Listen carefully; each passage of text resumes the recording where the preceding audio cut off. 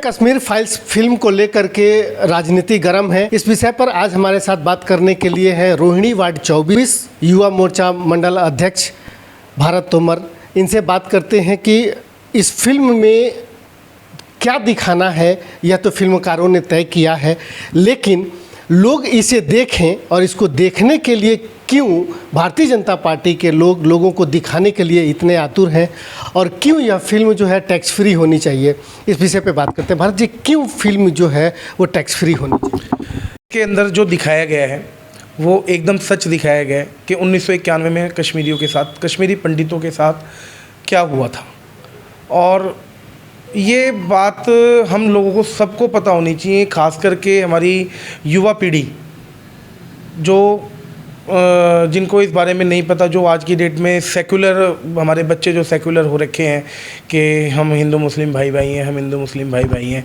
अरे भाइयों की तरह तो वहाँ पर भी रहते थे कश्मीर के अंदर। 1991 में इतना गंदा नरसंहार हुआ था जिसके बारे में हमने केवल सुना था, लेकिन ये अग्निहोत्री जी ने और अनुपम खेर जी ने एक पर्दे पर जब ला कर के सच दिखाया तो उस समय पर मतलब हमारे पैरों तले ज़मीन खिसक गई थी कि क्या ऐसा भी हो सकता है।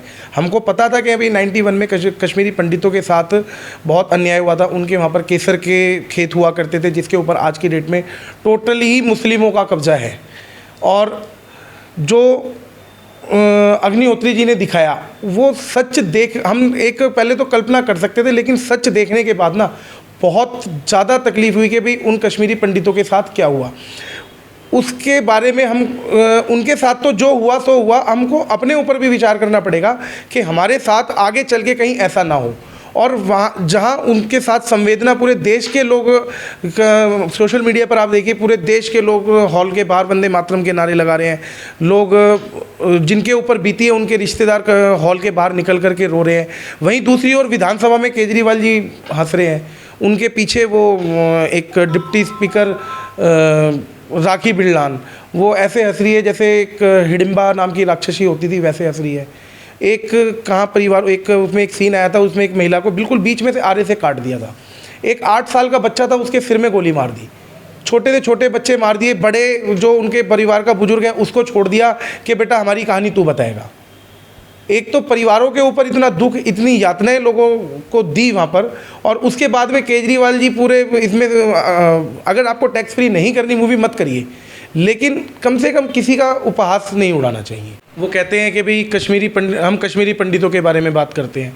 कश्मीरी पंडितों को अगर विस्थापित करने के लिए अगर केजरीवाल सरकार को अगर पैसा दिया जाए ना, तो वो केवल और केवल उस पैसे का प्रयोग भी अपने विज्ञापन पर खर्च करेंगे। वो लोग ये नहीं देखेंगे कि हाँ भाई कश्मीरी पंडितों के लिए हमने वहाँ पर क्या किया।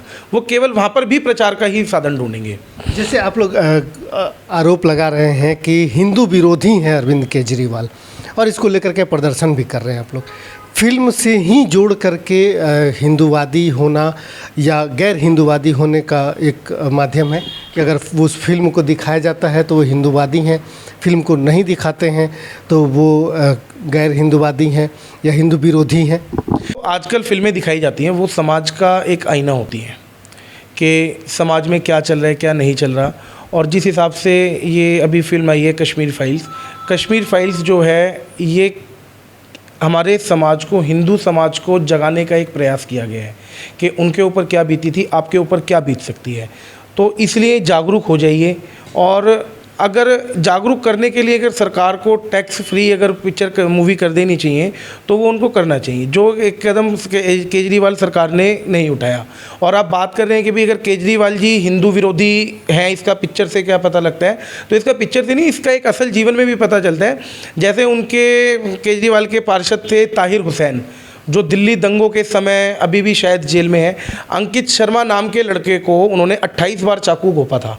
मैं उस समय गोकलपुरी क्षेत्र में ही था, मेरे मामा जी वगैरह लोग वहाँ पर रहते हैं, तो वहाँ पर मैंने जाकर के देखा था, इतना विभत्स कांड हुआ था। उसके ऊपर केजरीवाल जी एक बार भी नहीं बोले।